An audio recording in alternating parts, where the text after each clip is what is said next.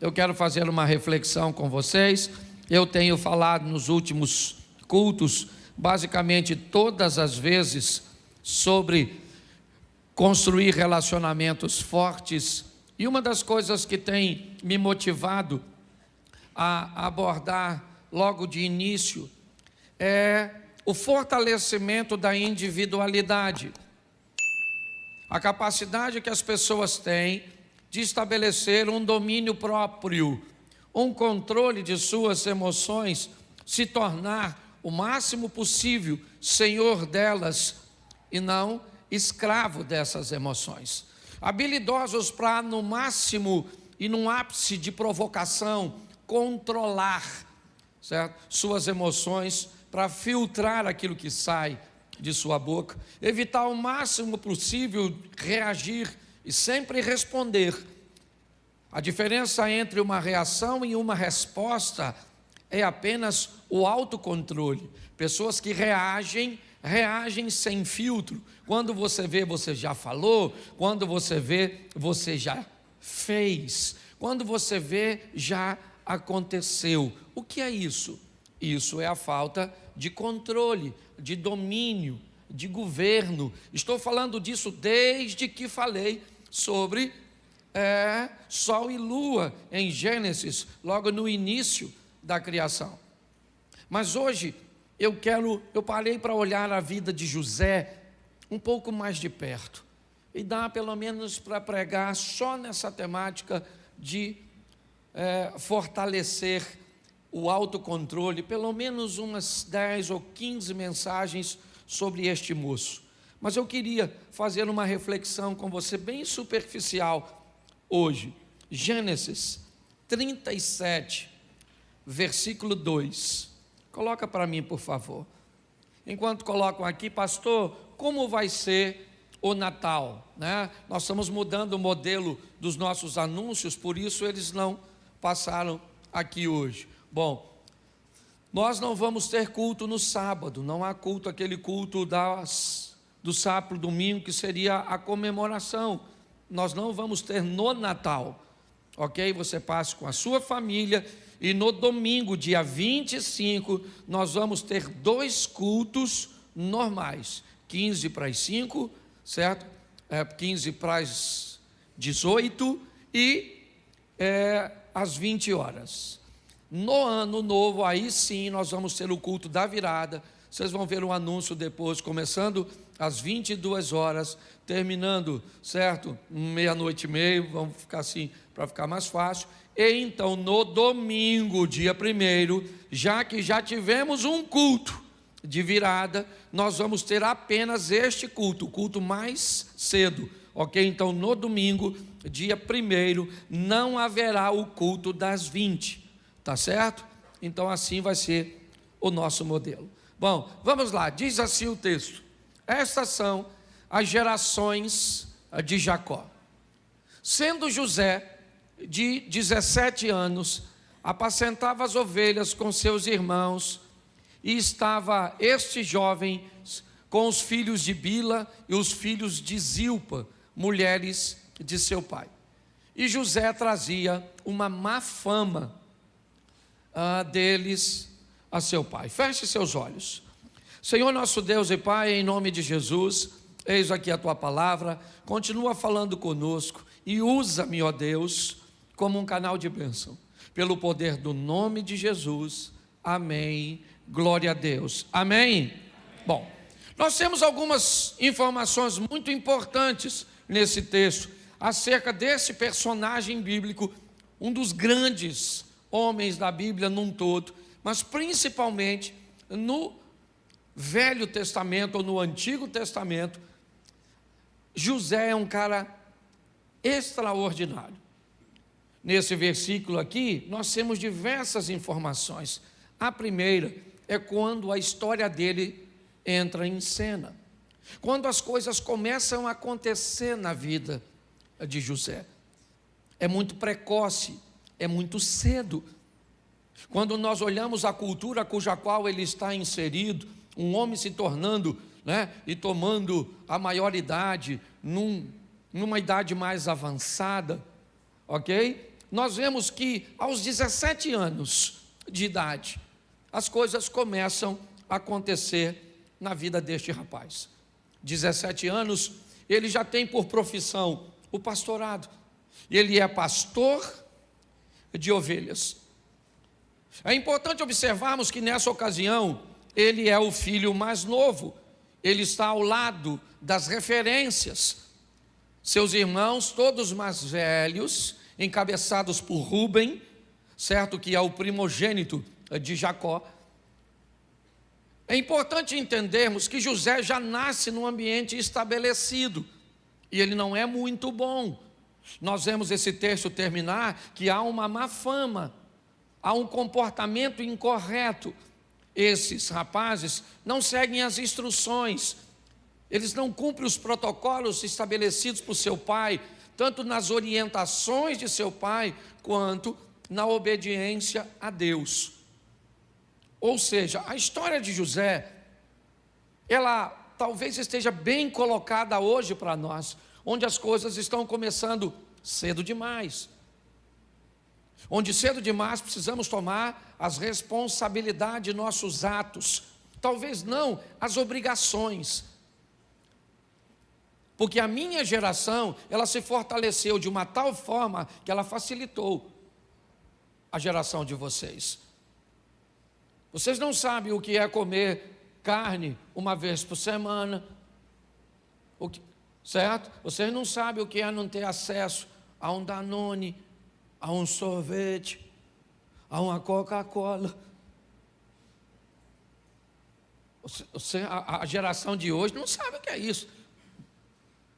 Provavelmente aqui quase todo mundo come carne quase todo dia. Pode não ser a melhor carne do mundo, mas é. Tá certo? Você tem muitas coisas que a nossa geração anterior construiu e ofereceu a vocês.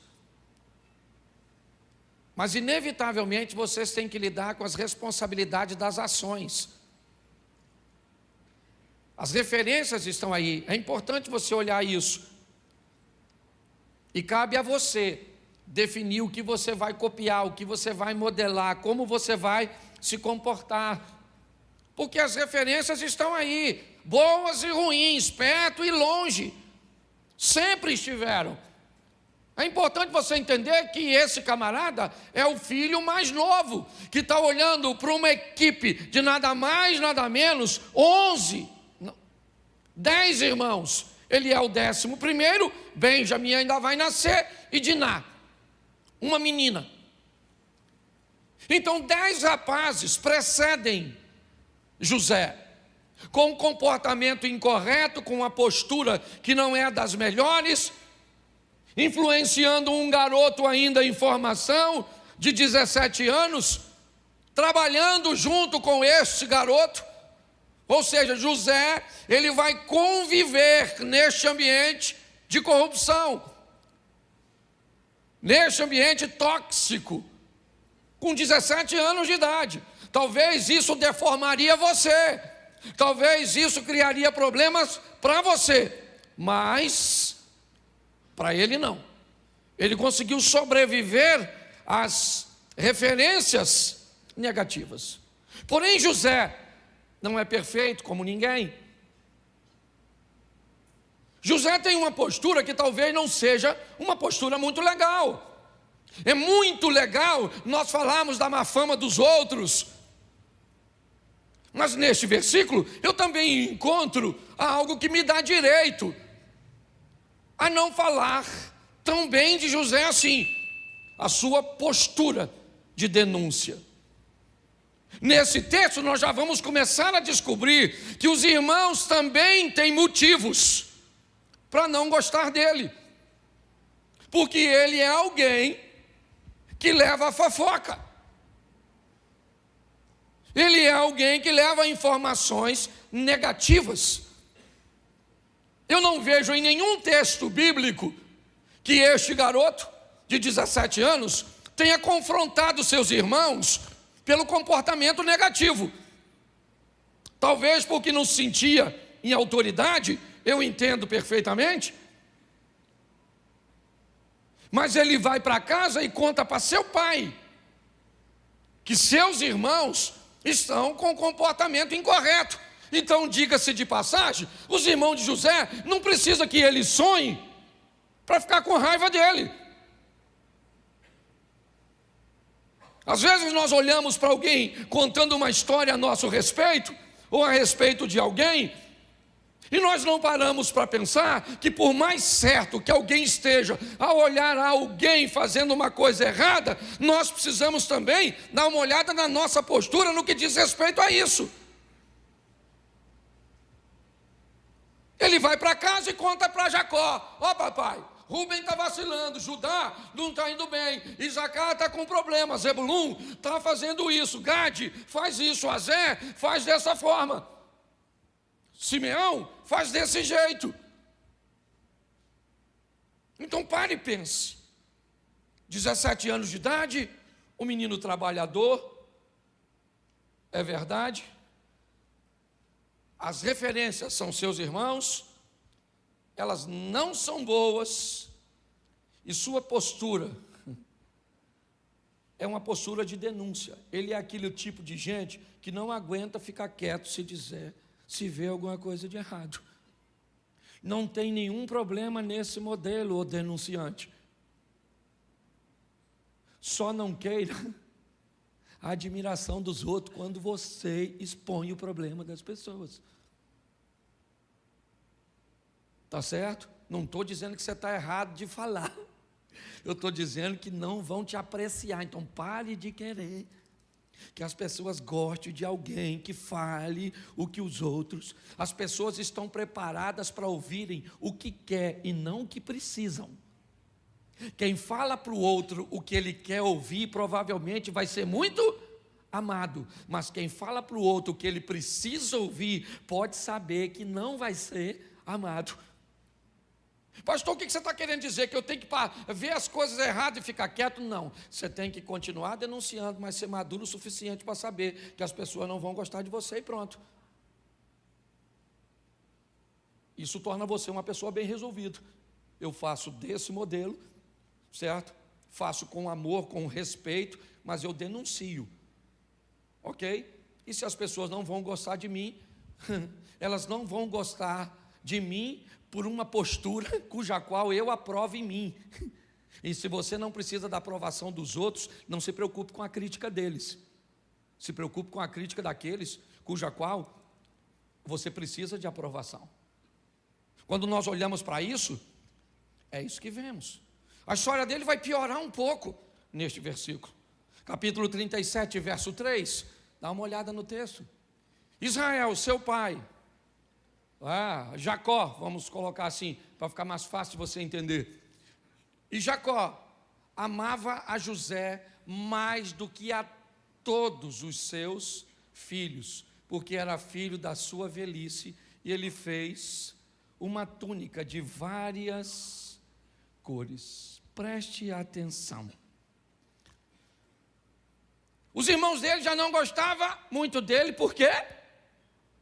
Porque ele fazia, pode falar, isso, fofoca, só para você não esquecer. Depois você troca outra mensagem quando você for falar para alguém, senão você acaba fazendo fofoca do José. Certo?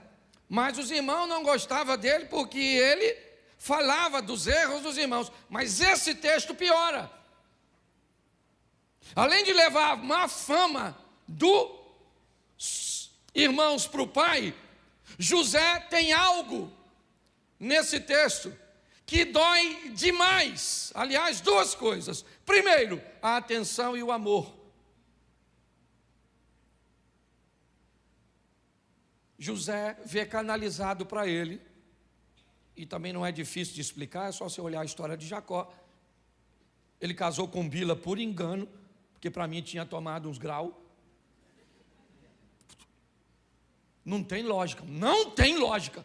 O cara trabalha 7 anos para casar com a dona, enfia um outra na tenda e ele não vê. No mínimo 7 anos trabalhando no dia da festividade, o cara tá doidão, maluco. O vinho era permitido, símbolo da alegria. Ele falou: meu irmão, depois de 7 anos trabalhando para pegar essa dona, eu vou comemorar. Encheu a cara. O sogro malandro trocou a mulher.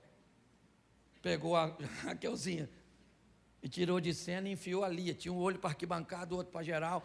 Lia era meio bagunçadinha. E ele casou com ela por engano. E eu fico me perguntando como é que um cara... Ela não era nem irmã gêmea. Como eu disse, não é tão difícil de entender se você olhar. Mas tinha algo que era horroroso aqui. Jacó deu a José algo que nenhum de seus irmãos tinha. Preste atenção. Seja franco, por que você acha que Caim matou Abel?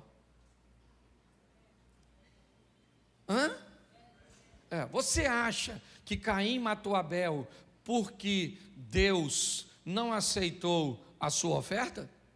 Não. Aliás, se Deus tivesse rejeitado a oferta de Caim e rejeitado a oferta de Abel, não haveria inveja. O problema é que Deus aceitou a oferta de um e rejeitou a do outro. O que feriu Caim não foi ver o fogo não descer sobre o seu altar e sobre a sua oferta. O que feriu Caim foi ver o fogo descer na oferta do Abel. Preste atenção aqui, gente. O tempo inteiro você vai viver uma vida onde pessoas têm coisas melhores que as suas. Elas podem comprar num dia o que você não tem dinheiro para comprar uma vida inteira. Pare para pensar. Maturidade, controle, relacionamentos fortes com quem? Com você mesmo. É o meu propósito hoje aqui. É mostrar a você que a dor dos irmãos de José também foi muito estabelecida pelo pai, que literalmente deformou seus filhos, literalmente feriu seus filhos, quando demonstrou preferências por um deles, quando começou a dar a José coisas que seus irmãos não tinham. E agora, ele era o único cara que andava com uma túnica diferente, mais bonitona. Preste atenção, nós temos uma proposta sendo estabelecida no mundo. Chegou faz tempo na Europa, já está estabelecendo nos Estados Unidos. Tem um vídeo veiculando aí muito legal de uma mulher que fala bem o português, traduzindo. A proposta do sistema governamental do mundo é: você é feliz sem nada. Esse é o slogan. Qual é o perigo desse slogan? É que ele diz apenas: você é feliz sem nada. Ele não diz nós. O que indica que a estrutura é: um grupo bem pequeno tem tudo e um grupo bem grande não tem nada. E pasme você, ele é maravilhoso.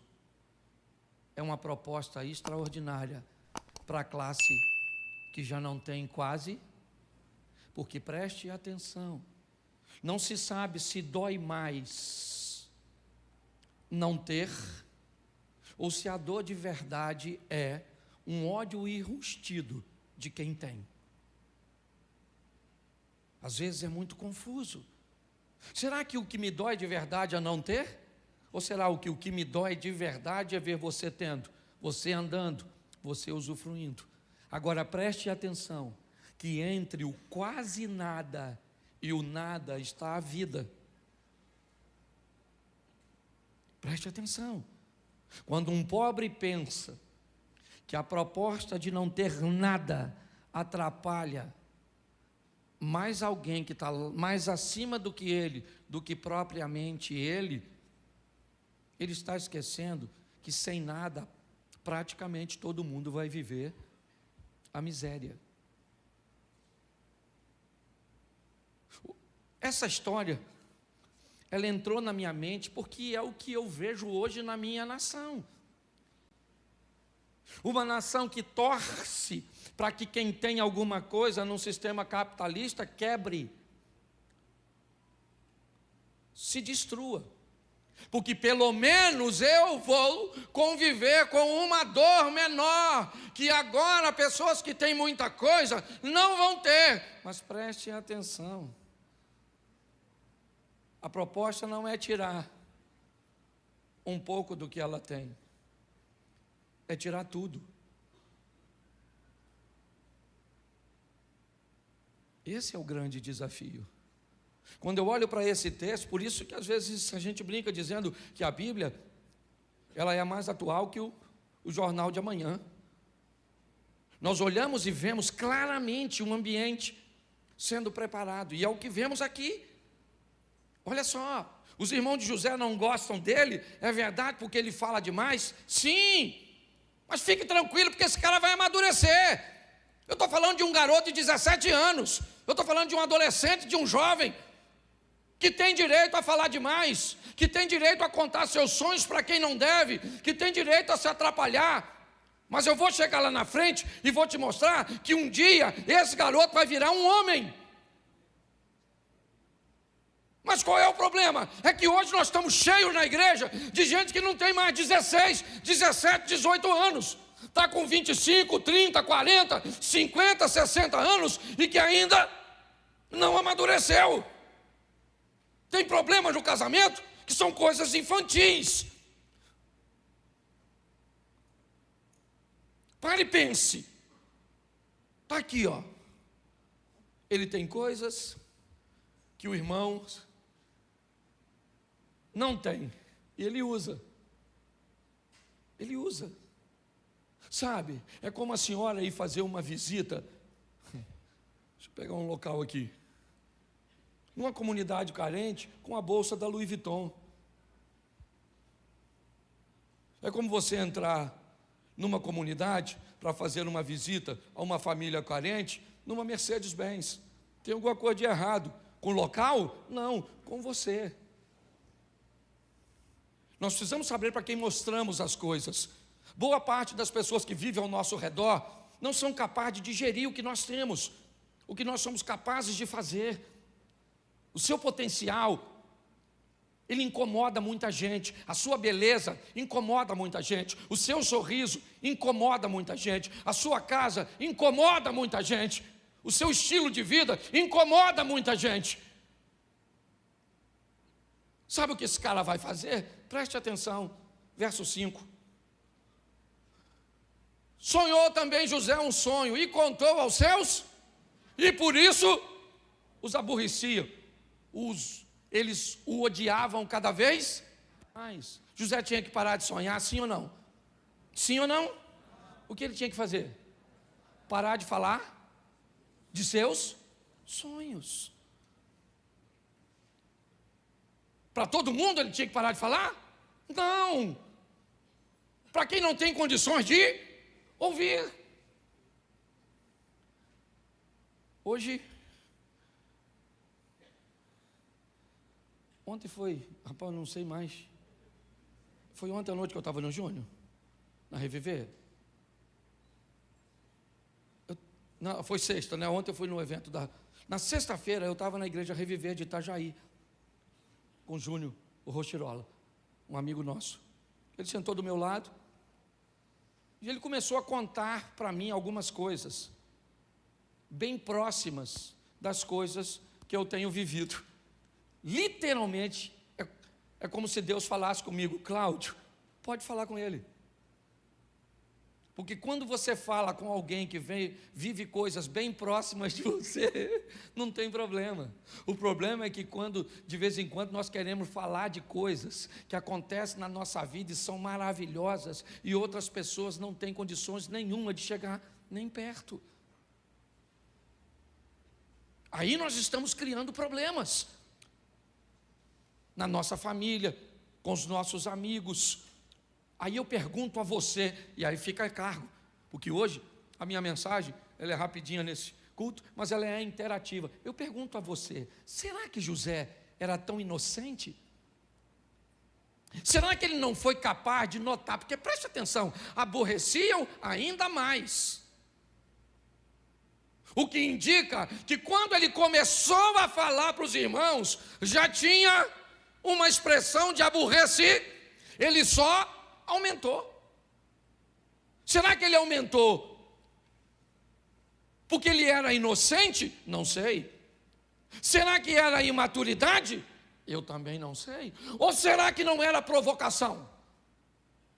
Porque está assim de gente que sabe que vai ferir as pessoas, sabe que vai machucar, que vai causar inveja, que vai criar problema, que vai ter uma dissensão, mas são pessoas provocadoras. E você sabe que tem muita gente assim. É importante nós entendermos por que as pessoas não gostam de nós. Nós já sabemos que elas odeiam o que nós fazemos. Por quê? Só porque nós fazemos. Mas elas não deveriam nos amar porque nós fazemos? Não. Tem um grupo que não consegue conviver com o sucesso do outro. E vai levar tempo para que essas pessoas... Então vocês cantam aqui, beleza. Vocês cantam aqui, tranquilo. Vocês acham que todo mundo... Não, tem gente que vai falar que você não canta, que você é desafinado, que você não toca, que você não prega, que a sua roupa é esquisita, que as coisas não vão funcionar.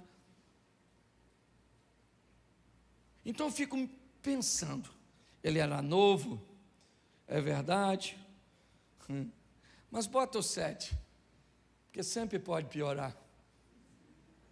Eis que estávamos atando os molhos no meio do campo, e eis que o meu molho se levantava e ficava em pé, e eis que os vossos molhos rodeavam e se inclinavam ao meu molho. Esse texto aqui, por favor, quero falar mal do José não, mas me parece que ele é um provocador. Ele já viu que os irmãos ficam aborrecidos com a possibilidade de sucesso dele, e ele está provocando. Eu sonhei, eu tenho uma capa que vocês não têm, eu tenho. Bota o 11. Não, deixa eu falar uma coisa para você do 7 primeiro. Repita comigo. Não fale de seus sonhos. Viva. Isso. Não fale do seu crescimento. Cresça. Pare de falar com as pessoas. Entendeu? Mostrar seu crescimento dói muito menos do que falar dele. Todas as vezes que se fala, se fere muito as pessoas. O verso 11 agora, aqui é muita informação. Seus irmãos, pois, o invejavam. Seu pai, porém, guardava esse negócio no seu? Pois é. José continua sonhando, sonha que sol e lua e as estrelas se inclinam perante ele, continua contando para seus irmãos, certo? Seus irmãos o invejam cada vez mais, ok? Seu pai guarda o silêncio. Jacó é aquele cara que não entende, mas não questiona. Ele está na dele. Provavelmente o que Jacó está vendo é que há uma promessa que começou em Abraão, que passou por Isaac e que chegou nele, mas quando ele olha para frente, ele não consegue ver os seus filhos, com a posição que tem, com a vida que tem, poderem alcançar o projeto que Deus tem. Porém, apesar de serem filhos descompensados, filhos imorais, Pessoas com comportamento incorreto, eles são filhos.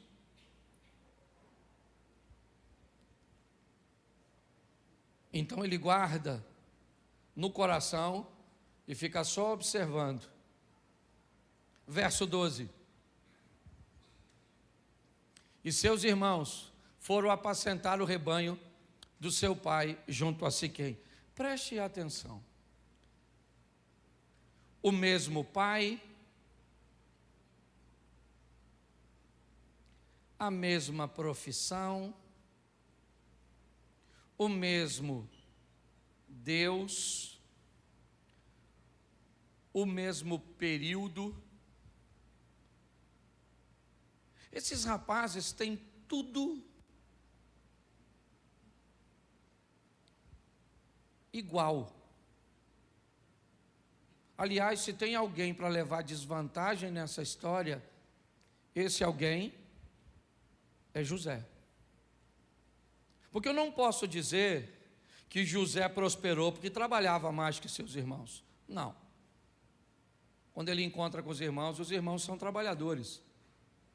Eu não posso dizer que Jacó financiou José e não financiou seus irmãos, porque a única coisa que ele tinha de diferente de seus irmãos era uma capa.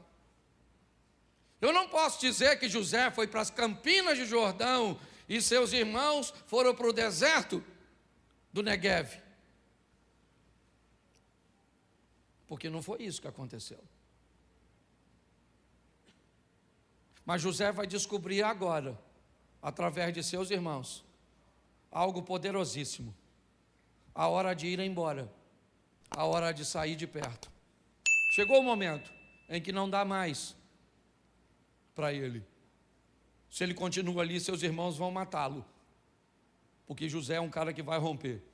Se não romper no Egito, ele vai romper onde ele está. Se Jacó não botar a mão sobre ele, ele vai romper, porque José foi um cara que resolveu viver o que Deus tinha para ele. Ele é vendido pelos seus irmãos. Preste atenção. Ele é vendido pelos seus irmãos e não é morto. Ele não morre porque Deus não deixa. Mas às vezes, irmãos, muito pior do que te matar é ferir seu coração. E nada fere mais uma pessoa do que ser vendido e humilhado por aquelas pessoas que deveriam te proteger, deveriam guardar você. Agora, ele vai embora de cabeça baixa, como um escravo na mão de midianitas. Mas ele é José. Ele deve ter aprendido alguma coisa lá atrás. Ele deve ter aprendido a não falar demais. Ele deve ter aprendido a não provocar. Ele deve ter aprendido alguma coisa com as lições. Então ele chega na casa de Potifar. E na casa de Potifar, ele vai me mostrar que ele amadureceu. Porque Potifar confia nele de uma forma tão extraordinária que tudo está na mão do José. E José não mexe em nada do que é do Potifar. Nada. Nunca reclamou que trabalhava demais, nunca disse que estava trabalhando demais e enriquecendo o outro. Não. A mulher do Potifar gostou do José. Disse para ele: cara, você já administra tudo que é do meu marido, só falta eu. Eu não sei nem se a expressão eunuco era eunuco de verdade. A Bíblia era muito comum homens se casarem com mulheres na Bíblia e nunca manterem contato sexual com elas. Era comum isso acontecer em algumas situações, principalmente, certo? Quando tinha recurso. Ele era um eunuco, uma expressão também utilizada, certo? Para alguém que foi castrado. Eu não sei. Eu sei que a mulher está de olho no José. E você acha que José não pegou aquela mulher por quê? Por causa de seus princípios. Eu fico pensando se fosse Rubem, Simeão, Mas José não pegou. E mais do que não pegar, ela falou para o marido que ele agarrou ela. Se fosse o José de 17 anos, sabe o que o José teria falado? Potifar? Peguei não, cara. Peguei não peguei porque não quis. Porque ela está dando em cima de mim, dando mole, sou vadia. Ele falou alguma coisa? Ele falou alguma coisa? Porque ele amadureceu, ele calou a boquinha dele. Ele foi para a cadeia de boca fechada. O cara é maduro. Na cadeia ele não sonha, mas interpreta sonho dos outros. Quando os irmãos chegam, ele descobre que tem gente que não cabe na sua vida lá atrás, quando você está crescendo, mas que vai voltar depois que você já estiver grande. É assim que funciona.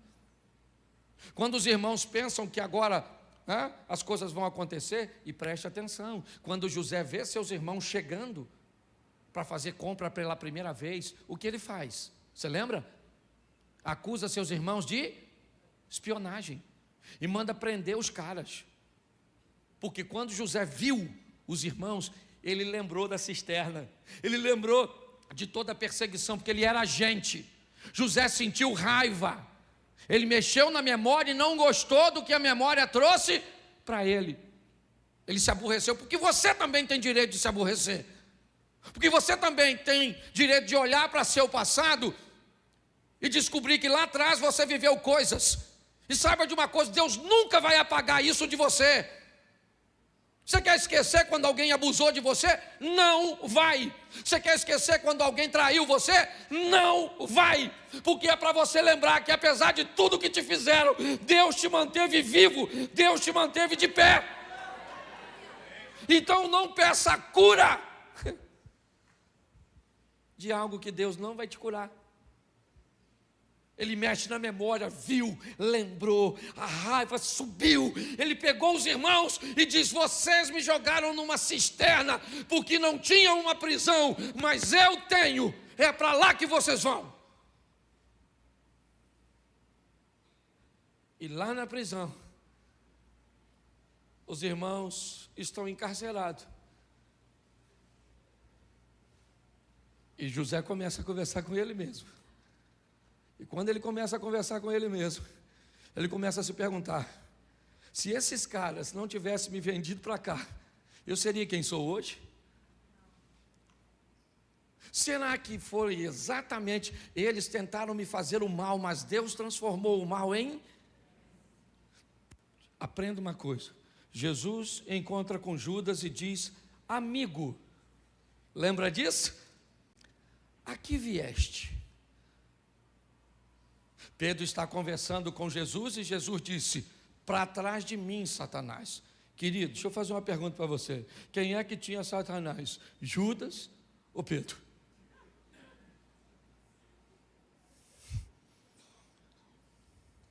Nessa ocasião, me ajude aí. Quem é que tinha essa... Quando Pedro diz, Jesus disse assim: olha gente, vocês precisam estar preparados, porque eu vou ser preso, todo mundo vai embora, aí eu vou morrer. Aí Pedro falou assim: não aceito isso. Quando Pedro diz isso, Deus está nele ou está nele uma influência? Estou falando possessão, estou falando opressão, influência. Por que Jesus chamou Judas de amigo? Você sabe? Porque para Jesus e para Deus, todas as pessoas que te aproximam do seu propósito não são seus inimigos, elas são seus amigos. Não interessa. Eu tenho um primo que há muitos anos atrás, Tizeca, a mãe dele foi viajar e ele levou um grupo de amigos para a casa dele para beber.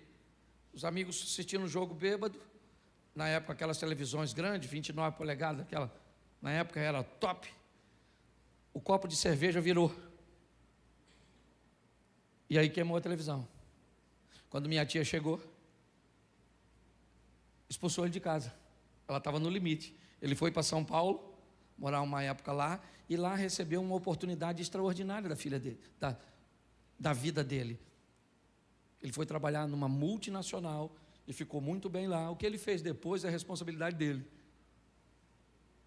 Mas quando a mãe dele botou ele para fora de casa, parecia ser mal, não, sim ou não? Mas eu fui diversas vezes quando ele morava em São Paulo. Ele vivia uma vida extraordinária lá. Quando alguém faz algo com você que te aproxima do propósito que Deus tem para você, as coisas mudam. 3 dias foram o suficiente para José fazer a leitura. Manda soltar os irmãos. E depois você lê, porque tem uma tradução que me encanta. Ela diz: e José falou ao coração dos irmãos. Calma, gente. Vocês não me venderam. Vocês são parte do processo. Deus usou vocês, olha só, Deus usou vocês para me vender, porque Ele sabia que tudo isso ia acontecer. Então vocês não são meus inimigos, vocês são parceiros daquilo que eu estou vivendo hoje. Sabe o que é isso? Maturidade. Eu trabalhei numa empresa durante 12 anos, e um belo dia, um cara que eu sequer conhecia, entrou na minha sala, ele me mandou embora. Eu botei o que eu tinha numa caixa, enfiei dentro de um Gol bolinha que eu tinha. Meus filhos nasceram quando eu trabalhava lá. Foi o marido de Luzia, Armindo, um homem extraordinário, um dos caras mais fantásticos que eu já conheci na vida. Ele tinha saído da empresa e pediu para que eu ficasse no lugar dele, e esse cara me mandou embora. Um tal de Marcelo. Eu lembro do dia que ele me mandou embora. Juntei tudo, vim para casa, passei na casa de um amigo meu ali, chorei. Tinha medo de falar para ela que eu tinha sido mandado embora. Eu queria encontrar esse cara de novo, porque esse cara é um príncipe, bicho. Pensa num cara extraordinário. Porque se ele não tivesse, esses dias eu fui lá na empresa, passei lá que eu tinha que resolver um negócio, é um túnel do tempo. Se eu tivesse lá, esse Marcelo, eu tenho que beijar ele, até quando eu vejo outro Marcelo, cadê o Marcelo da Renata, está ali? Quando eu vejo qualquer Marcelo, eu falo, vem cá, já que eu não posso. Então eu vou falar uma coisa com você. Construa um relacionamento forte com você mesmo. Já eu vou estar falando sobre estabelecer relacionamentos fortes com Deus, com outras pessoas. Mas quanto mais forte você estabelecer um relacionamento com você, 1000 irão ao teu lado, 10.000 à tua direita, e você não será atingido. Apenas com os seus olhos verás. Então força.